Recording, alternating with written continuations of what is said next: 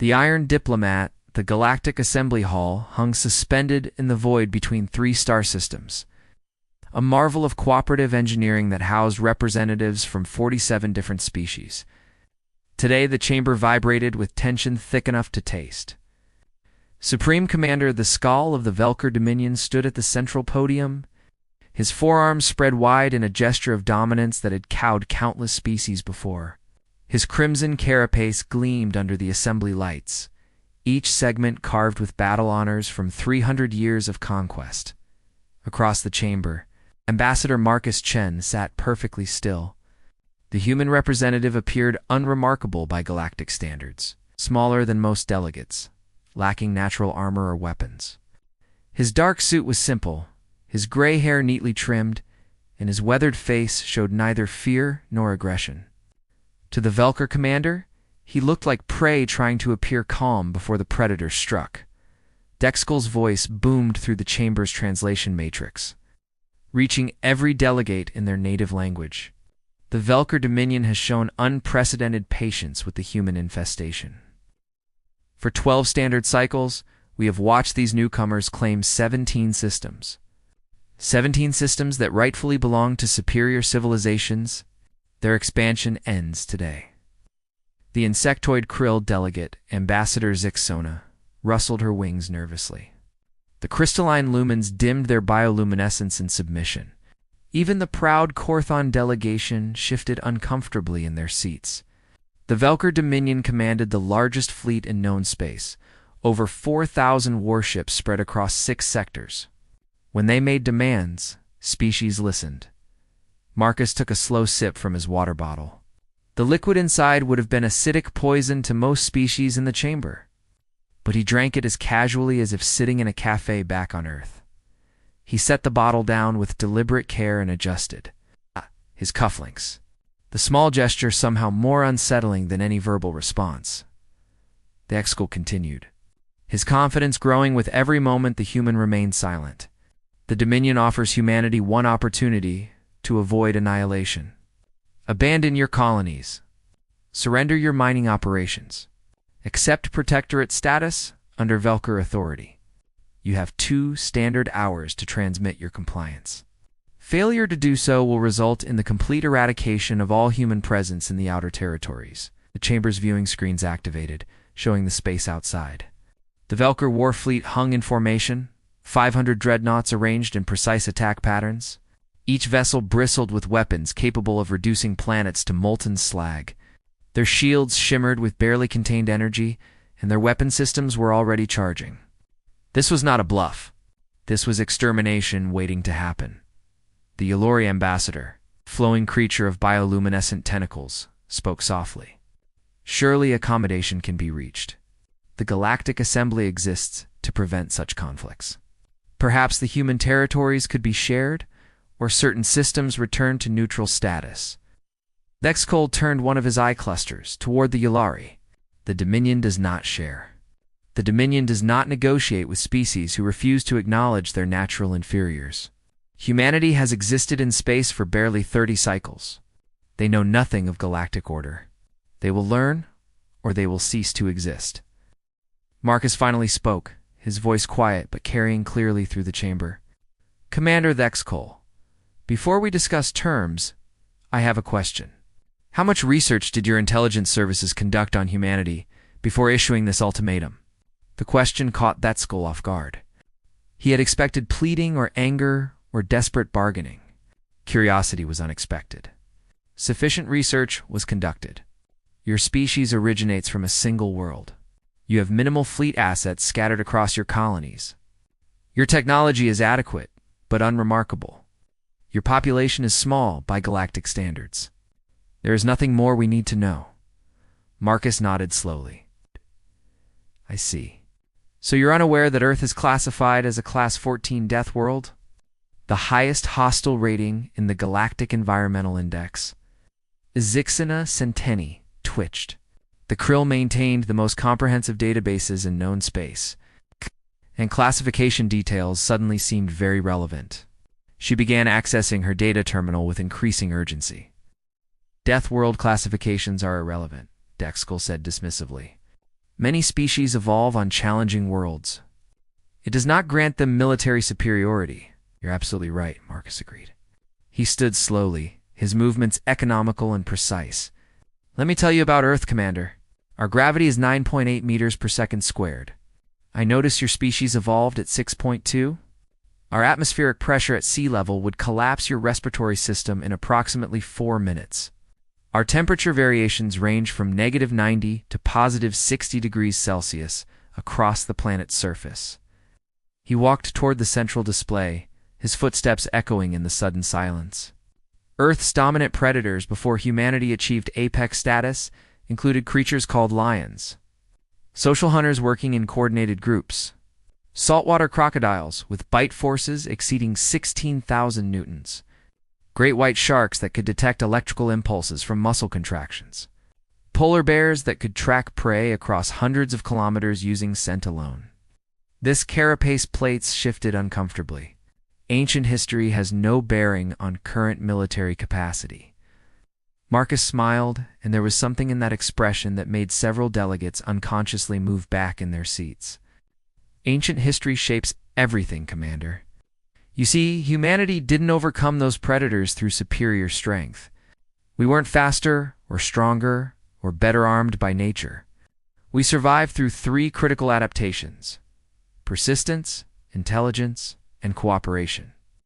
He activated the chamber's holographic display. An image of Earth appeared, rotating slowly. Vast oceans, sprawling continents, polar ice caps, desert wastelands, dense jungles. Humans evolve as persistence hunters. We tracked prey for days without stopping. Our bodies regulate temperature through sweating, allowing us to run in heat that would kill most Earth mammals. We heal from injuries at rates your medical science would consider impossible. We can digest an enormous variety of organic matter, and we work together instinctively, because on Earth, cooperation was the only path to survival. The Lumen delegate brightened slightly, confusion evident in their crystalline structure. Ambassador Chen, while your world's history is fascinating, Supreme Commander Vexkul raises a valid point. How does this relate to current military considerations? Everything, Marcus said simply. He touched his wrist communicator, a subtle gesture that Vexkul almost missed. You see, Commander, you made several critical assumptions. You assumed that because humanity is new to space, we're weak. You looked at our 17 colony systems and thought we lacked ambition. You saw our scattered fleet assets and believed we were vulnerable. He paused, letting the silence build. The truth is different. We colonized 17 systems because those were the only 17 death worlds, within range that we could actually survive on, worlds so hostile that no other species wanted them. We didn't expand further because we were following Galactic Assembly guidelines for new member species. We were being polite. His confidence wavered for the first time. You expect me to believe humanity voluntarily limited its expansion? I expect you to understand what it means that humanity was granted Assembly membership after only 30 cycles in space. Marcus replied. Most species require 200 cycles of observation before membership is considered. We were fast-tracked. Did you ever wonder why? Before Vexkul could respond, the chamber's sensor arrays erupted with warnings. Massive gravitational distortions appeared across multiple detection grids. Outside the viewing windows, space itself seemed to fold and twist as objects began emerging from faster-than-light travel. Ships appeared in the darkness. Not dozens. Not hundreds.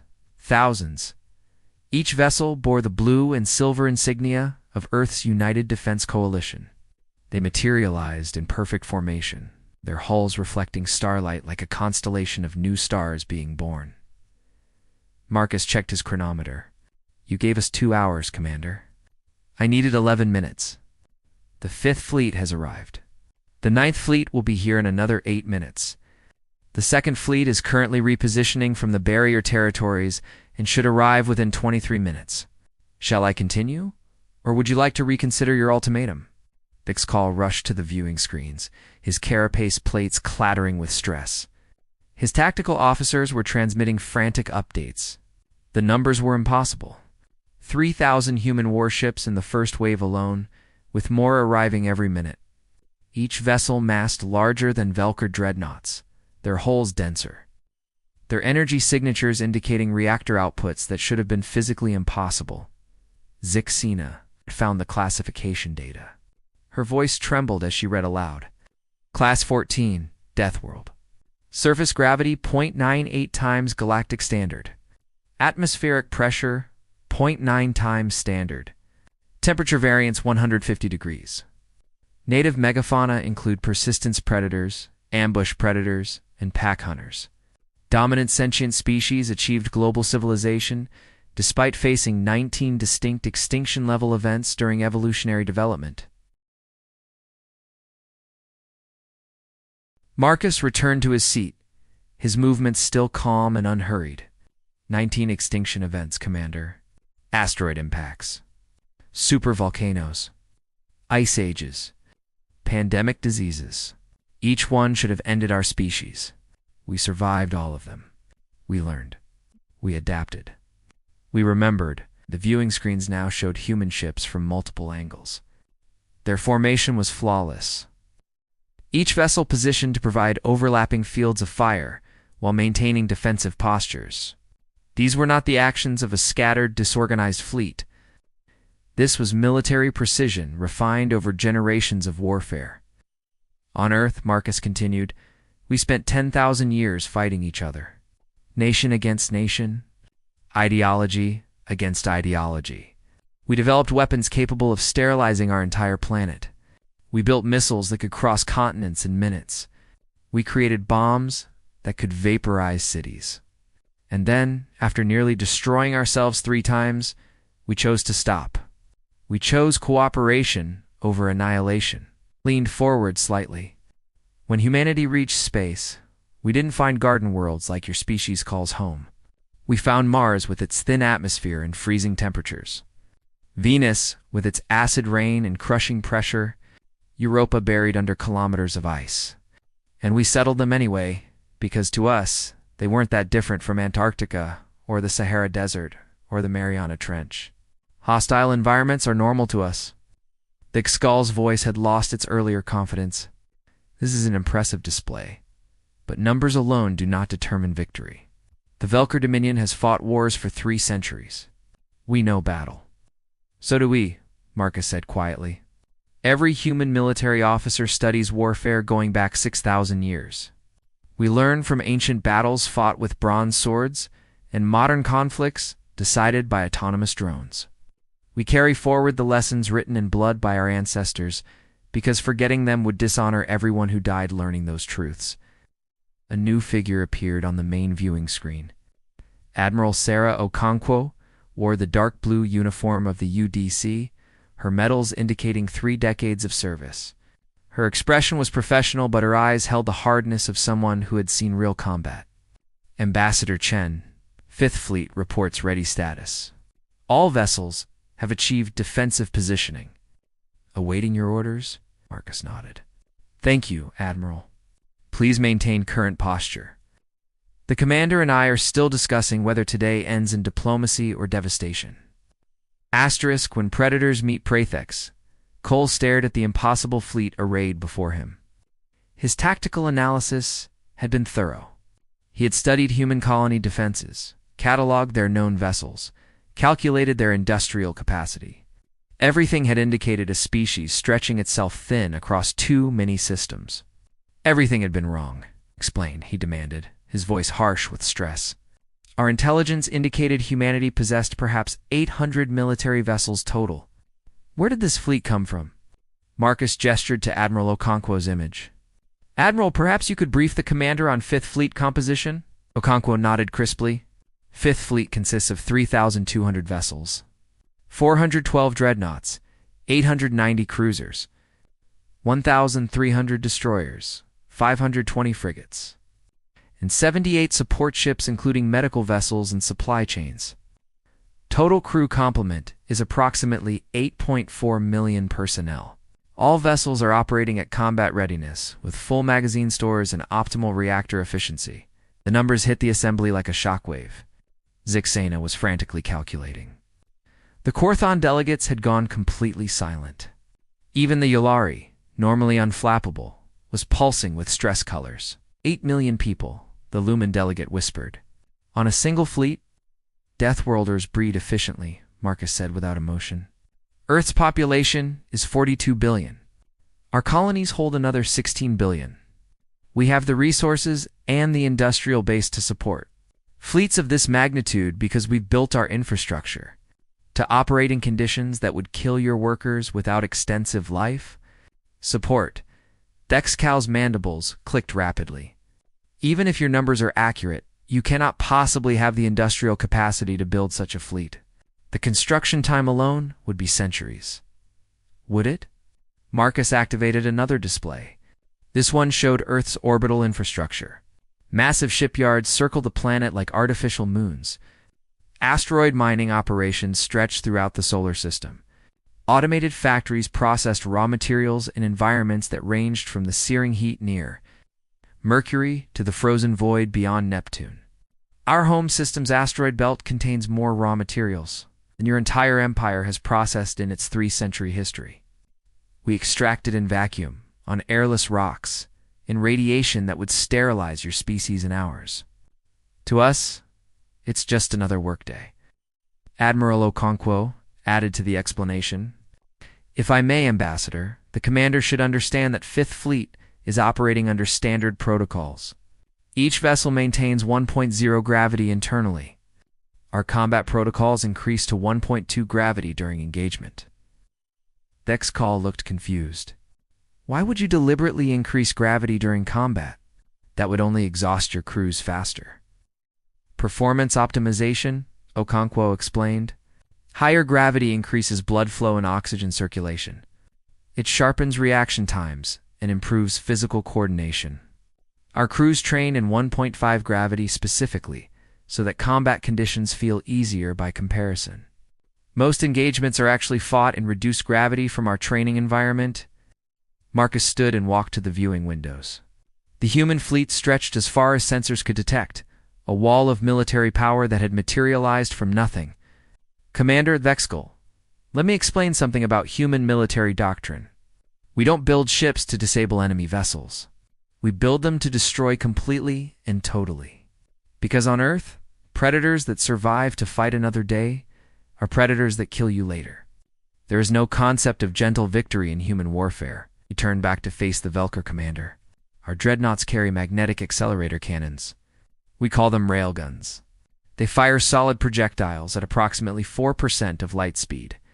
The kinetic energy alone equals a 6-megaton nuclear detonation. Each dreadnought carries 16 main guns with automated reload systems capable of sustained fire. Zixina's data terminal was smoking from overuse. Her calculations showed impacts that could shatter moons. Ambassador Chen, such weapons are? They're planet killers, I guess. Marcus agreed simply. They are. Because humans learned very early that if you're going to fight, you fight to win completely. Half measures get you killed. Mercy toward enemies gets your family killed. These are lessons written in our history with the blood of billions. We don't forget them. The viewing screen split to show a human destroyer, the vessel named Relentless. It hung near the edge of the Velker formation, dwarfed by the larger battleships around it. Dexcal saw an opportunity. If he could destroy even one human ship, he could salvage some pride from this disaster. His hand moved toward his command override. I would strongly advise against whatever you're considering, Marcus said, his voice carrying a note of warning. That destroyer may appear small, but it's built to human standards. Commander Jessica Torres captains the Relentless with 192 crew. Her vessel's armor could withstand impacts that would shear your battleships in half. Her shields are designed to operate within solar coronas. And her crew has trained for exactly this scenario.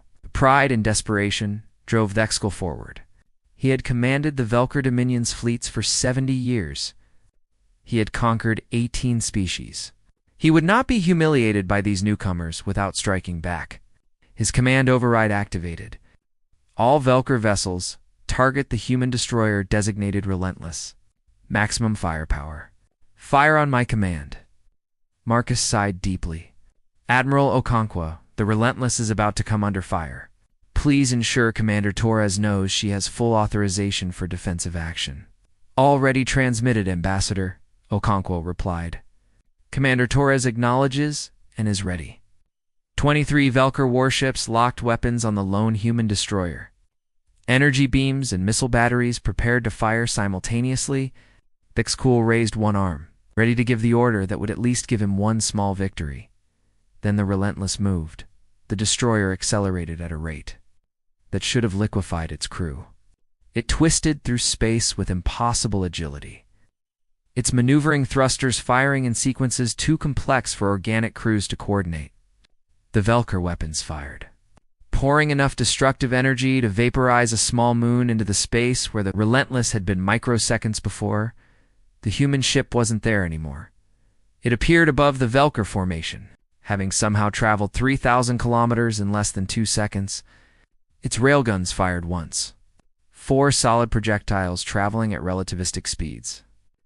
The magnetic acceleration was so intense that space itself distorted along their flight path.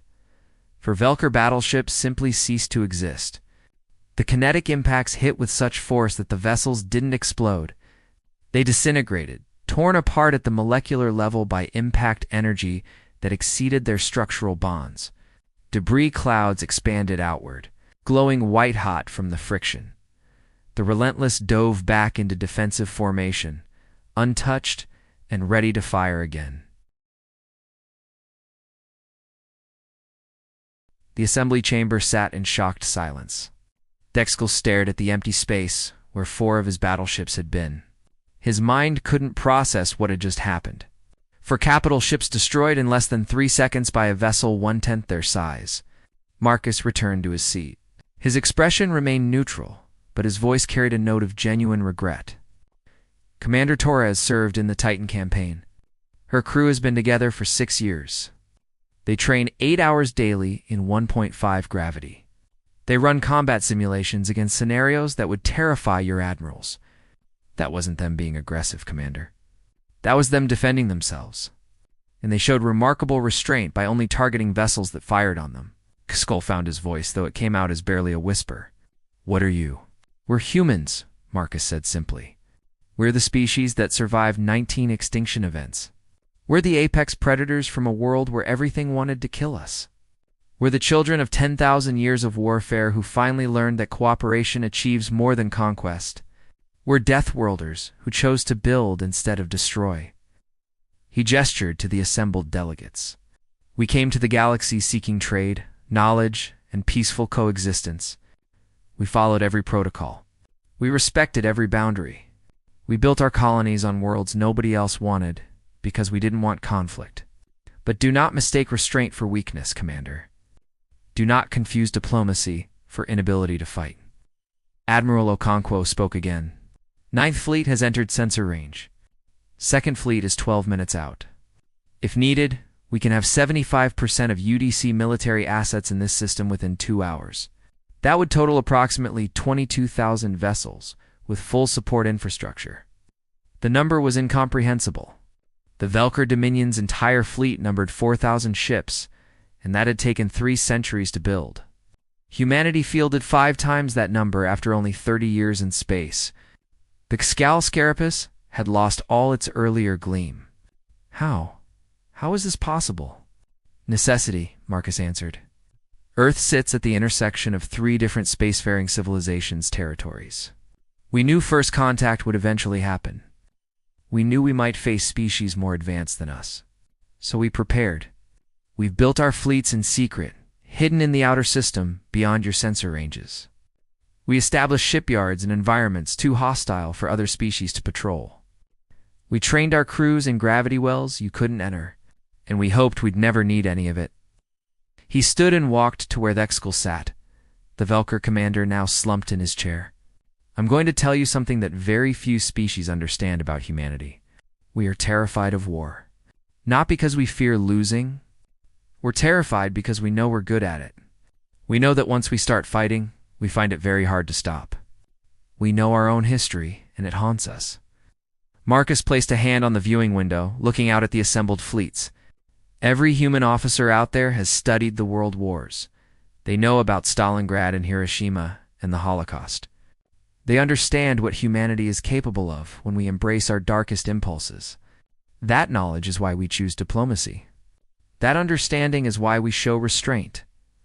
Because we know what happens when we don't. He turned back to Dexkull. So I'm going to offer you the same choice you offered humanity. You can surrender your aggressive posture. You can accept that humanity is not prey to be hunted.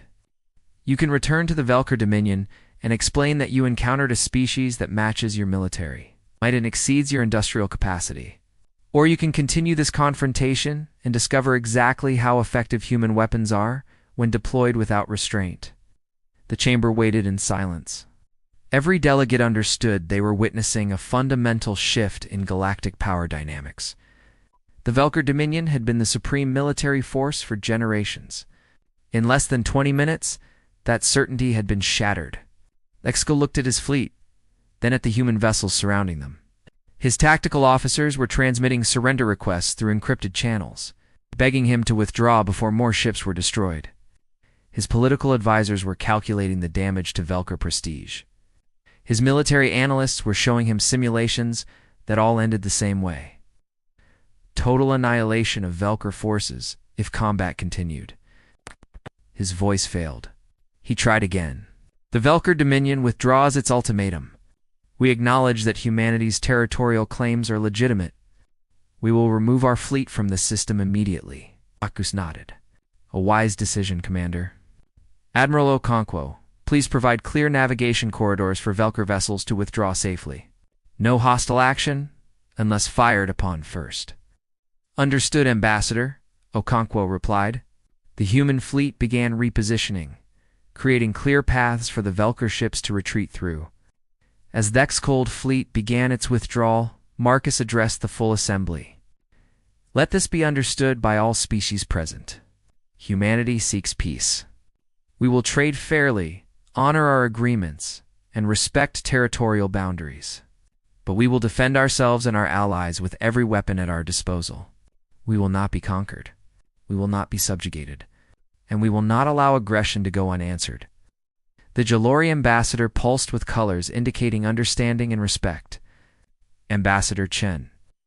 The Galactic Assembly formally recognizes humanity's right to its current territories and future. Expansion within established protocols. We also propose that humanity be offered permanent membership on the Security Council. Marcus smiled. We would be honored to serve in that capacity. Earth believes that peace requires strength, but strength requires wisdom. We hope to bring both to the Council's deliberations. As the session concluded and delegates began departing, Zixana approached Marcus. Her antennae quivered with curiosity. Ambassador, one question if I may. You mentioned 22,000 vessels as 75% of your military assets. What exactly is the full extent of human fleet strength? Marcus considered the question carefully. Currently, the United Defense Coalition maintains approximately 29,000 combat vessels across 8 fleets. We have construction capacity to double that number within 18 months, if needed. But Ambassador Zixana, that's not the right question to ask. What is the right question? She asked. The right question is, what happens when humanity decides to stop building warships and starts building colony ships instead? Marcus smiled. We didn't come to the galaxy seeking to conquer.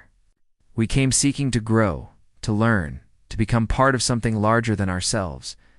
Every vessel we build for war is a vessel we'd rather build for exploration. Every soldier we train is a scientist or teacher we'd prefer to educate. Give us peace, and we'll help build a better galaxy for everyone.